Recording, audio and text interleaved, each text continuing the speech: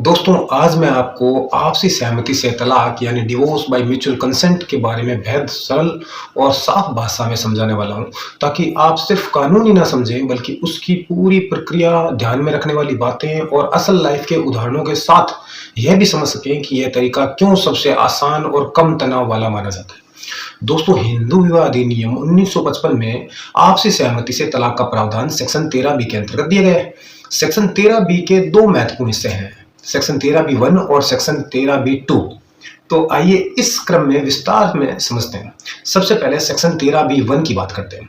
दोस्तों, कानून कहता है कि म्यूचुअल कंसेंट डिवोर्स वही जोड़ा ले सकता है जो कम से कम 1 साल से अलग रह रहा हो और अलग रहने का फैसला दोनों ने मिलकर लिया हो। यहाँ सेपरेशन का मतलब सिर्फ ये नहीं है कि दोनों अलग अलग घरों में रहें, बल्कि यह भी है कि भले एक ही घर में रहें लेकिन वैवाहिक संबंध खत्म हो चुके हों। जैसे पति पत्नी एक ही छत के नीचे रहते हों लेकिन अलग अलग कमरों में रहते हों, एक दूसरे से बातचीत ना करते हों और वैवाहिक जिम्मेदारियों को पूरा नहीं करते हों, यह भी सेपरेशन माना जाएगा। उदाहरण के तौर पर मान लीजिए कि अमित और पूजा की शादी को 5 साल हो चुके हैं, लेकिन पिछले 1.5 साल से उनके बीच लगातार झगड़े हो रहे हैं और वे एक ही घर में रहते हुए भी अलग अलग जीवन जी रहे हैं, अलग कमरों में, बिना किसी दाम्पत्य संबंध के। यह स्थिति कानून में सेपरेशन मानी जाती है और ऐसे दंपति आपसी सहमति से तलाक के लिए आवेदन कर सकते हैं। दोस्तों, अब इसी सेक्शन 13 बी 1 का दूसरा महत्वपूर्ण भाग है दोनों की स्वेच्छा से सहमति, यानी तलाक लेने का निर्णय किसी दबाव, धोखे, धमकी या आर्थिक मजबूरी में नहीं लिया जा सकता। उदाहरण के लिए, अगर पति पत्नी पर दबाव डालकर कहे कि तुम म्यूचुअल डिवोर्स के लिए साइन कर दो वरना मैं तुम्हारे मायके वालों के खिलाफ केस कर दूंगा, तो ऐसी सहमति वैध नहीं मानी जाएगी। म्यूचुअल डिवोर्स का मतलब है कि दोनों अपनी इच्छा से, समझदारी से और शांत मन से यह निर्णय ले कि अब साथ रहना संभव नहीं है। इसी वजह से अदालत में पहले मोशन यानी कि पहली सुनवाई में दोनों से अलग अलग पूछती है कि क्या आप अपनी इच्छा से आए हैं, क्या आपको किसी ने मजबूर तो नहीं किया। कोर्ट दोनों के जवाबों से संतुष्ट होने पर ही पिटीशन स्वीकार करती है। अब आता है म्यूचुअल डिवोर्स का तीसरा हिस्सा, तलाक की शर्तें यानी टर्म्स ऑफ सेटलमेंट को पहले ही तय कर लेना। यह बहुत जरूरी है क्योंकि म्यूचुअल डिवोर्स तभी स्मूथ होता है जब पति पत्नी के बीच किसी बात पर विवाद ना बचे। इसमें 3 मुख्य बातें शामिल होती है। पहला, मेंटेनेंस यानी कि भरण पोषण, या पति एक ही बार में एक मुश्त राशि दे दे। दूसरा है बच्चों की कस्टडी और भविष्य, और तीसरा है प्रॉपर्टी यानी कि स्त्रीधन, महिला के जेवर, कपड़े, फ्रीज वगैरह वगैरह तथा अन्य सामान आदि का बंटवारा।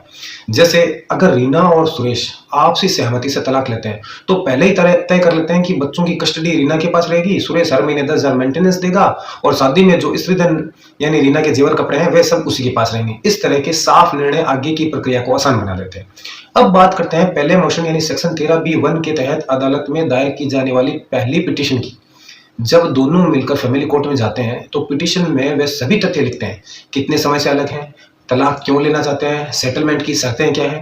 अदालत इस पिटीशन पर दोनों को बुलाती है और पहचान करती है, जांचती है और फिर उनसे पूछती है कि क्या वे सचमुच तलाक चाहते हैं।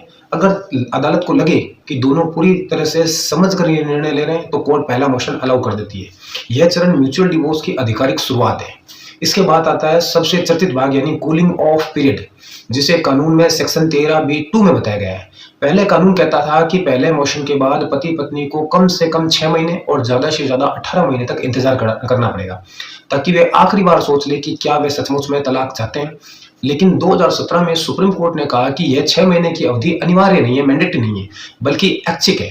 अगर दोनों पति पत्नी साफ साफ कहे कि वे बिल्कुल साथ नहीं रह सकते, उनके बीच समझौते की कोई संभावना नहीं है और मामला लंबे समय से पेंडिंग है, तो अदालत इस 6 महीने की अवधि को माफ भी कर सकती है। उदाहरण के लिए मान लीजिए कि सुमन और रवि पिछले 3 साल से अलग अलग रह रहे हैं और कई बार अपने रिश्ते को सुधारने की कोशिश भी कर चुके हैं, लेकिन बात बनी नहीं। ऐसे में कोर्ट 6 महीने की अवधि माफ कर सकती है और तुरंत दूसरे मोशन की अनुमति दे सकती है। अब आता है महत्वपूर्ण चरण यानी दूसरा मोशन, जिसे सेक्शन 13 बी 2 के तहत 13 बी 2 के तहत आता है। यह तलाक प्रक्रिया का अंतिम कदम है।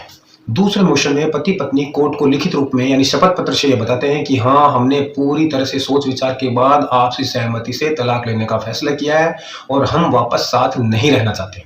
अदालत फिर से दोनों से सवाल पूछती है, क्या अभी भी सहमति बरकरार है? क्या सेटलमेंट की शर्तों पर दोनों राजी हैं? अगर कोर्ट को ये भरोसा हो जाता है कि दोनों का निर्णय पूरी तरह से स्वैच्छिक है और किसी का शोषण नहीं हो रहा है, तो अदालत डिक्री ऑफ डिवोर्स यानी तलाक का अंतिम आदेश जारी कर देती है। अब इस कदम को एक उदाहरण से समझते हैं। मान लीजिए कि अंजलि और मोहित नाम का एक दंपति 4 साल पहले से शादीशुदा है, लेकिन पिछले 2 साल से उनके बीच इतनी गंभीर लड़ाई हो रही थी कि अब वे साथ नहीं रहना चाहते। दोनों ने मिलकर फैसला किया कि अब शांतिपूर्ण आगे बढ़ना बेहतर है। उन्होंने अपने वकील की मदद से सेटलमेंट तैयार किया। बच्चों की कस्टडी अंजलि के पास। मोहित अंजलि को भरण पोषण की एक मुश्त 5 लाख रुपए दे देगा और शादी का सभी स्त्रीधन अंजलि को वापस कर देगा। वे कोर्ट गए, पहला मोशन अलाउ हुआ। 6 महीने बाद दूसरा मोशन दाखिल किया और कोर्ट ने उनको तलाक की डिक्री जारी कर दी। इस तरह म्यूचुअल डिवोर्स बिना किसी आरोप प्रत्यारोप, बिना किसी झगड़े, बिना लंबी कोर्ट लड़ाई के एक शांतिपूर्ण तरीके से पूरा हो गया। दोस्तों, अंत में मैं इतना ही कहना चाहूंगा कि आपसी सहमति से तलाक यानी डिवोर्स बाय म्यूचुअल कंसेंट एक परिपक्व, शांत और समझदार तरीका है, जिसमें पति पत्नी दोनों अपने भविष्य को ध्यान में रखते हुए सम्मानजनक तरीके से अलग हो सकते हैं। ये प्रक्रिया न केवल कम समय लेती है, बल्कि मानसिक तनाव भी कम करती है। इसमें ना किसी को दोषी ठहराना पड़ता है, ना ही वर्षों तक कोर्ट के चक्कर लगाने पड़ते हैं। यदि पति पत्नी सचमुच साथ नहीं रह सकते, तो सेक्शन 13B के तहत आपसी सहमति से तलाक यानी डिवोर्स बाय म्यूचुअल कंसेंट एक बहुत ही बेहतर विकल्प है। दोस्तों, अगर आप इस संबंध में कुछ भी पूछना चाहते हैं तो कमेंट में बताएं, और अगर वीडियो अच्छा लगा हो तो लाइक करें, शेयर करें और चैनल को सब्सक्राइब जरूर करें, क्योंकि लीगल विंडी के साथ कानून को समझना बहुत ही आसान है।